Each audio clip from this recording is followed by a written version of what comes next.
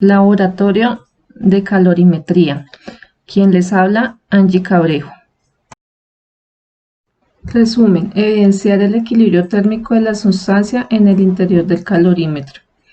Objetivos: determinar y conocer el funcionamiento del software de calorimetría, realizar e interpretar los diferentes cálculos. Introducción: la calorimetría, técnica para medir el calor específico involucrando el calentamiento de una muestra en alguna temperatura conocida. En el marco teórico tenemos las definiciones de calorimetría, calor y calor específico. Procedimiento experimental: tenemos una masa de 60 gramos y 80 grados centígrados como condiciones iniciales en una sustancia A y una masa de 100 gramos y 20 grados centígrados como condiciones iniciales para el agua. Una vez ubicados los datos, damos comenzar. Observamos la curva de calentamiento del agua y la temperatura de equilibrio térmico en el termómetro. Posteriormente repetimos los pasos anteriores variando las temperaturas en intervalo de 10 grados hasta llegar a 130. Procedimiento experimental para las sustancias. Con una masa de 60 gramos y 80 grados centígrados como condiciones iniciales de la sustancia B y una masa de 100 gramos y 20 grados centígrados como condiciones iniciales para el agua. Observamos la curva de calentamiento del agua y los valores mostrados en el termómetro. Repetimos el procedimiento para sustancias C, D, E y F.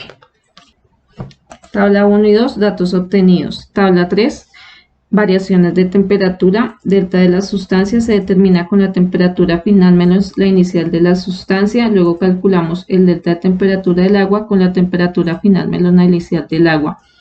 En la tabla 4 tenemos los cálculos de calor. Esto se determina multiplicando la masa del agua por el calor específico en joules por el delta de temperatura del agua, obteniendo una relación lineal. Tabla 5, valores organizados con los datos tomados anteriormente. Tabla 6, cálculo de calor específico. Lo determinamos con el delta de calor del agua dividido por la masa de la sustancia por el delta de temperatura de la sustancia, esperando encontrar un valor constante o por lo menos que exista una variación muy pequeña entre los valores de calor específico para cada condición. De los calores específicos encontrados se nota que no existe una variación abrupta entre ellos. Esto indica muy buena precisión entre los. Tabla 7. Cálculo de las variaciones de la sustancia. Temperatura final menos la inicial. Tabla 8. Calor específico de las sustancias. Estos datos se toman de la misma forma como obtuvimos los cálculos de las tablas 4 y 6. Se espera encontrar valores de calores específicos muy cercanos a los tabulados en las bibliografías correspondientes. De los valores hallados se nota que tienen un grado de proximidad bastante bueno respecto a las sustancias. Tabla del libro de Serway, séptima edición. Tabla número 9, datos organizados y posibles sustancias. Se observa que en la mayoría de los casos se encuentra una proximidad entre el valor experimental de la sustancia correspondiente y una de las sustancias presentes en las tablas. Algunas de las conclusiones es que al medir el calor específico de un material se evidencia la relación que existe entre su masa, temperatura inicial y su equilibrio térmico. Mi nombre es Jessica Tatiana Rojas Muñoz. Les voy a explicar el laboratorio de procesos termodinámicos, la actividad número 1. Procesos termodinámicos. Para la primera actividad tendremos en cuenta las variables temperatura, presión y volumen en un gas, para poder observar cómo la concentración y temperatura afectan la velocidad de difusión de los gases. Con el simulador utilizado se cambia el tamaño del recipiente a un valor mínimo y máximo. Con estos valores podemos hallar los volúmenes respectivos. El valor mínimo que el simulador nos permite para el ancho es de 5 nanómetros, lo cual nos da un volumen de 500 nanómetros cúbicos.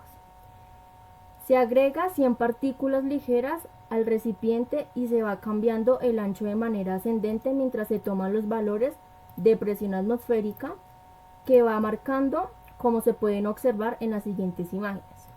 Para poder llenar la tabla que se pide en el laboratorio, y nos queda de la siguiente manera. Luego se agregan 150 partículas al recipiente y se mantiene constante la presión. Se empieza con un ancho mínimo de 5 nanómetros y se va aumentando su volumen, como se puede evidenciar en las siguientes imágenes. La temperatura va aumentando a razón del volumen. Finalmente, tomamos los datos obtenidos y los registramos en la siguiente tabla. En la siguiente gráfica se puede evidenciar que a medida que el volumen va aumentando, la presión va disminuyendo. Mi nombre es Fabio Nicolás Bayona Biancha y voy a explicar cómo se realiza la actividad número 2 del Laboratorio de Procesos Termodinámicos. 2. Trabajo efectuado en un sistema. Para la siguiente actividad utilizamos el apartado explorar de la simulación, en donde se habilita la acción ancho para poder observar la magnitud del recipiente. Se inicia con un valor mínimo de 5 nanómetros y se adicionan 200 partículas pesadas. Al igual que en la actividad anterior, se va cambiando el ancho de manera ascendente mientras se toman los datos correspondientes al volumen y a la presión. Como se observa en las gráficas, la temperatura es constante.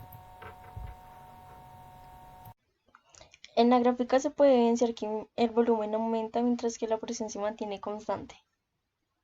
Conclusiones. Se lograron observar las relaciones entre variables de volumen, temperatura y presión. Se logra calcular el trabajo efectuado por un sistema termodinámico al cambiar su volumen. Y se relacionaron las variables de transferencia de calor, trabajo efectuado y cambio de energía interna utilizando la primera ley de Newton.